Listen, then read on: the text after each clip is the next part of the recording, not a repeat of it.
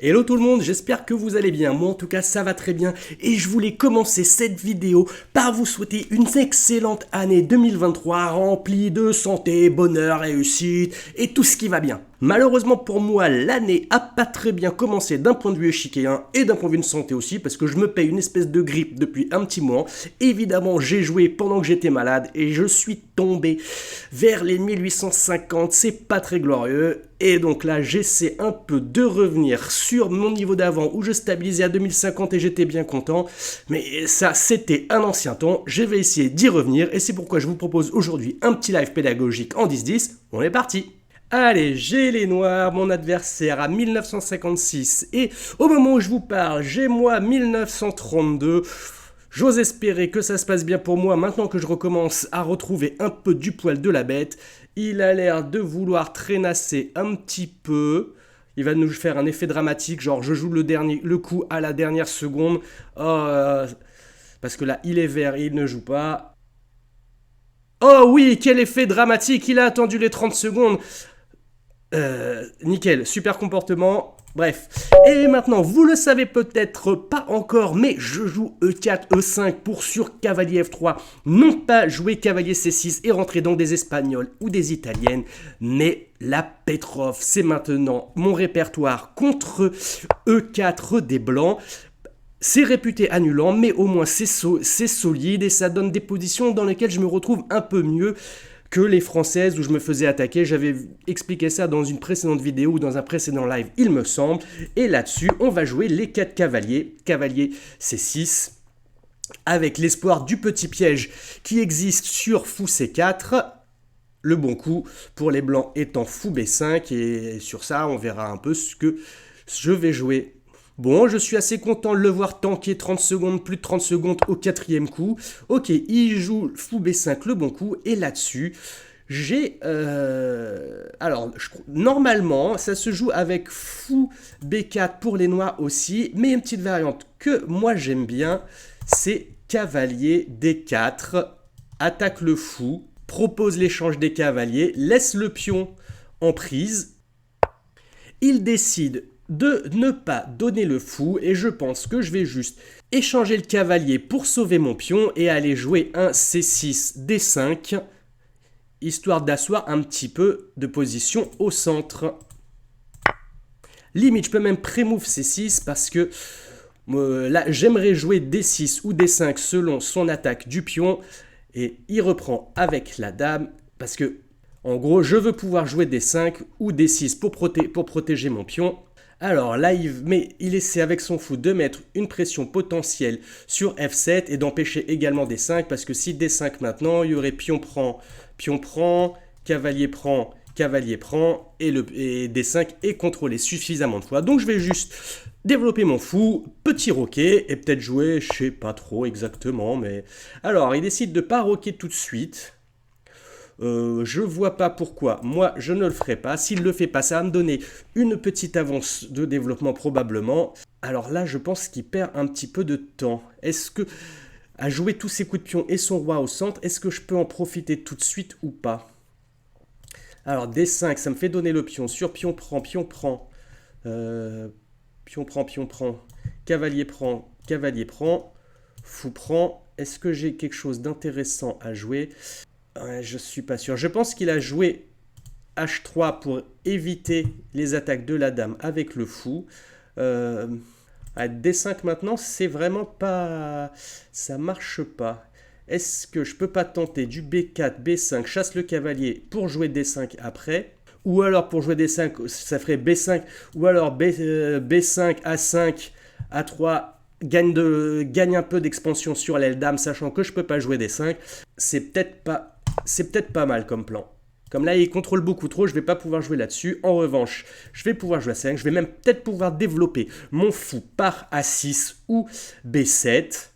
Peut-être par B7, ça va me permettre de jouer D5. Si j'arrive à remettre un contrôle supplémentaire sur la case, ce sera peut-être pas si mal. En plus, j'ai une belle diagonale et sa dame en ligne de mire, donc ça doit pas être mal. Est-ce que là, ça me permet pas de jouer D5 après? Si on refait le calcul, D5, pion prend, cavalier prend, Fou prend. Fou prend. Et sur dame prend. Donc là, ça me permet de jouer D5. Et ça, c'est peut-être pas mal. En revanche, il faut que je fasse gaffe parce que sur D5, pion prend, j'ai ce pion-là qui est tout seul. Donc, il faut peut-être que je joue A6 avant pour pouvoir jouer D5 sans qu'il puisse ramasser le pion derrière. Il laisse un peu son roi au centre, donc là, ça va être le moment de jouer D5, jouer D5, des tours E1. J'ai peut-être été un petit peu lent, il faudra que je vérifie à l'analyse si D5 maintenant, c'était pas mieux, laisser ce pion-là vivant et miser sur le fait. Non, là, ça je pense que ça marche absolument pas. Son roi, il est au centre, il est peu paroqué, c'est beaucoup trop ambitieux. En plus, là, je menace la fourchette ici, donc non, j'y crois absolument pas. Je menace la fourchette avec des 5. Il attaque mon cavalier. Je ne peux pas aller le planquer là. Je ne veux pas aller le planquer ici parce que je vais manquer de couvrir. Je vais manquer une couverte de couvrir sur D5. En plus, comme mon cavalier va bouger, il va attaquer ce pion là. Donc soit il perdra ce pion là, soit il va laisser la fourchette. Donc je pense que c'est déjà pas mal pour moi. En plus, son roi est au centre. On va ouvrir le centre, ça va être très bien. Il ne peut pas prendre avec le cavalier parce qu'il se retrouverait dans un clouage sur la dame. Donc on va échanger des pions, mais on va ouvrir des lignes. Ok. J'ai pas le choix. Je vais gagner ici. Et si grand roc, je vais avoir la colonne ouverte sur lui. Donc je pense que son roi est un petit peu aux fraises. Propose un échange des dames. Ça m'arrange pas. Alors, sur pion prend et qui reprend de la dame, j'aurais récupéré le pion et son roi sera toujours. Et s'il prend le pion, c'est dangereux pour lui parce que cavalier bouge et la tour, elle va pouvoir être dans l'axe d'un roi qui n'a pas encore roqué et le roi au centre va peut-être devenir intéressant pour moi. Ouais, alors, là, il attaque quand même mon fou 2 fois. Non, ça vaut peut-être le coup de revenir, de bouger mon cavalier, de ramener la tour. Lui, ça va le forcer à roquer un petit peu. Je vais protéger G7 et je pense qu'il va pas être si bien que ça, le gars. En plus, là, il me donne la possibilité de gagner un temps sur la dame. Avec tour ici, dame bouge quelque part. Je vais pouvoir faire du fou prend, pion prend, tour prend, pion. Il va être obligé plus ou moins de le protéger par ici. Ça va me permettre peut-être du cavalier ici, cavalier là, peut-être pas, du cavalier. Je vais avoir des possibilités de... Alors... Ouais, ça, le coup de tour, ça mange pas de pain. Il va avoir dame là. Ok, mais bon, son roi reste quand même un peu à poil. Donc, on va jouer là-dessus. On va dire que ce pion-là n'est peut-être pas le plus important. Ouais, c'est bien ce que je pensais. Et du coup, là, je pense que je vais avoir du cavalier ici. Tour se met en place. Et après, petite potentiellement fourquetta, c'est sûr. Ou alors, cavalier prend tout de suite. Ok. Alors, là, je pense qu'il va pas être bien, là. Il rock sur... Ouais, non, je pense que cavalier là, dame là. Menace de rentrer par ici. Sa dame, je sens qu'il va tenter un échange. Il va tenter un échange quelque part. Et si dame rentre par là, je vais faire au moins du échec, récupérer un pion ici. Si il prend pas avec le cavalier, je vais prendre le fou. S'il se contente de bouger la dame... Non, il ne peut pas se contenter de bouger la dame, sinon cavalier prend, il y a tout qui rentre, il y a le fou qui contrôle la case, la tour qui contrôle la case. En plus, quand le cavalier va bouger, le fou, ça lui donne la diagonale qui attaque sur son roi. J'ai peut-être un peu d'attaque là. En plus, ma dame sera assez bien centralisée. Je vais pouvoir empiler les tours sur la colonne C juste devant son roi avec la dame qui couvre. Est-ce que j'ai pas tout bêtement aussi un petit... Non, là, je donne le pion. Néanmoins, est-ce que ça peut valoir le coup pour la déviation? Peut-être. Donc là, tour ici pour empiler sur la colonne C, tour 1 pour contrôler la colonne. Madame est bien placée. Je peux avoir des menaces ici. Ok, il a décidé de bouger son roi de façon prophylactique. Alors, Il va y avoir des menaces de mat ici. Si je mets des dames ici, sauf que dame ici, il a probablement des pions pouces. Donc je vais commencer à placer mes tours pour les empiler. Ça va lui obliger à créer un peu des faiblesses de pions devant son roi. Ça devrait faire mes affaires. Ok, je crains pas. Je crains pas ici parce que mon fou va protéger suffisamment. Ok, là... Là, est-ce que j'ai pas du dame coulisse par ici? Attaque le pion. Ah non, parce qu'il aura du tour ici. Ah non, tour ici, dame prend. Ah, c'est pas mal. Attaque le pion. Les autres éléments sont protégés. Je suis plutôt stable. Il va y avoir du dame prend, menace la tour ici. Maintenant qu'il a séparé ses tours, celle-ci va devenir un peu loose. Il ne peut pas bouger le pion parce qu'il serait pris par le fou. Du coup, je vais probablement gagner ce pion-là. Récupérer mon avantage matériel. J'ai un peu d'avance au temps. J'ai un pion de moins, mais j'ai pas l'impression que ma position soit si problématique. Ok. Ah si, ça c'est moisi. Ok, pion fou prend, dame prend, menace mat. F6 couvre avec la tour.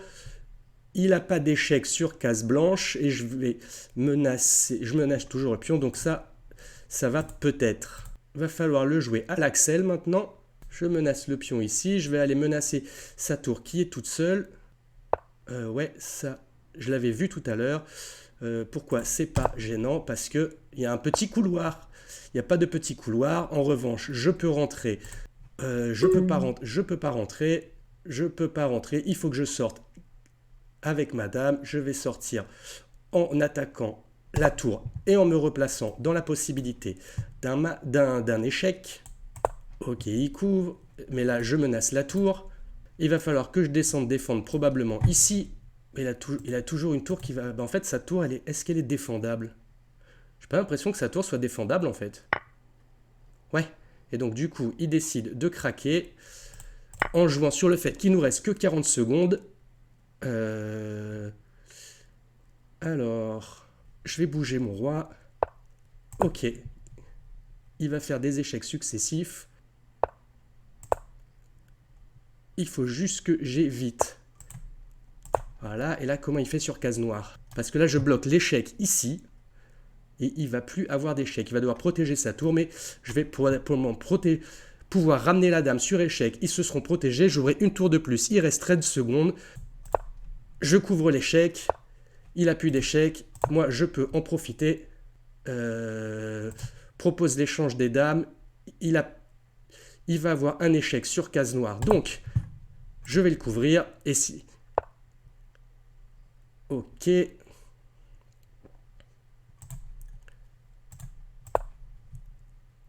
Propose des échanges.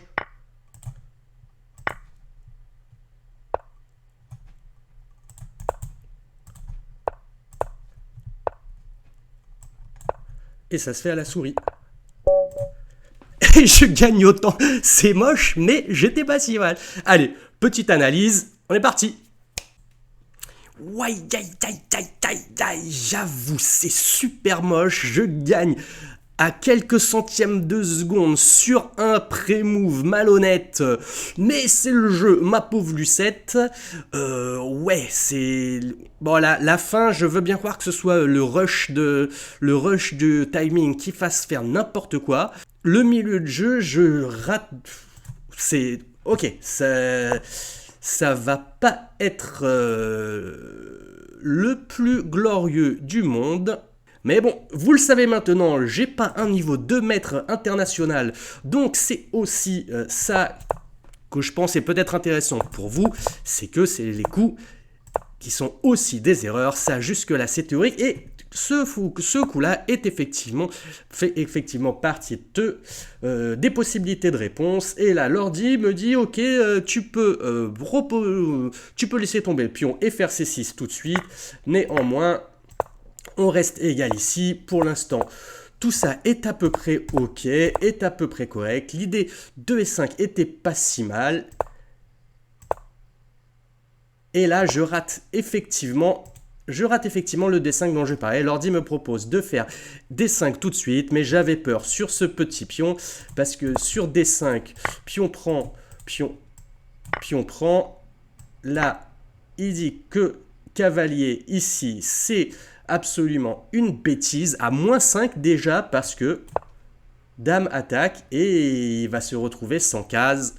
S'il revient, il va y avoir la fourchette. Ah, une petite tactique ratée qui aurait pu accélérer un petit peu la partie. Qu'à cela ne tienne, on va revenir, hop, là-dessus.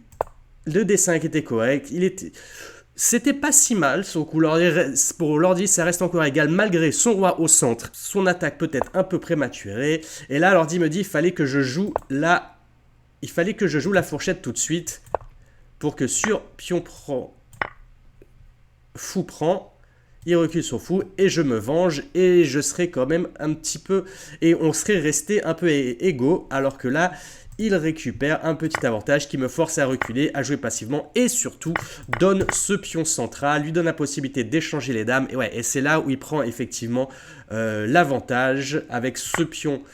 Ah oui, et ça en fait c'est une grosse connerie parce que sur fou prend, je peux pas reprendre parce que la dame attaque la tour. Oh là là, c'est n'importe quoi ça. Hein. Ça c'est n'importe quoi. J'aurais pu me faire tactifier. Heureusement, mon adversaire ne l'a pas vu.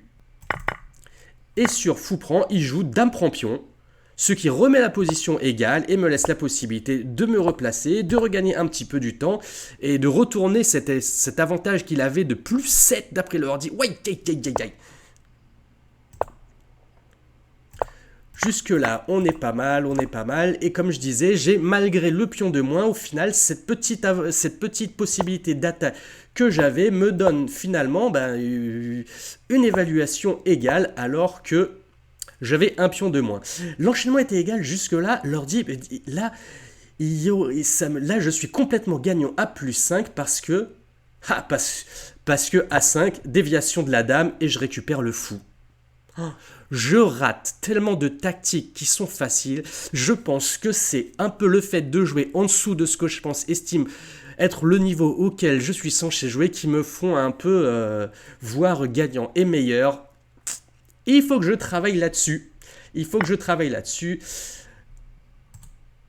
Ouais, du coup, je rate ce genre de tactique et là... J'ouvre le jeu, je le laisse la possibilité de rentrer. Je vais arrêter là l'analyse pour éviter la torture encore plus longtemps. Bref, il y a encore beaucoup trop d'erreurs tactiques grossières qui sont laissées. Et donc là, je sais... Allez, on va repartir 2023 sur des bonnes bases, tactique. En tout cas, j'espère que ce petit live, même s'il n'est pas très glorieux, vous a plu. N'hésitez pas à me dire dans les commentaires ce que vous en avez pensé. Et je vous montre, je suis transparent aussi, les faiblesses que j'ai qui montrent mon niveau. Et comme vous pouvez voir, la marge de progression est encore énorme. Comme d'habitude, le petit pouce bleu si ça vous a fait plaisir, l'abonnement et surtout le partage, ça m'aide, ça fait plaisir. Pensez à la petite cloche pour ne rien rater. Et en attendant, je vous souhaite une bonne journée, des bonnes parties. Encore une fois, une bonne année 2023. C'était Fred Camaro.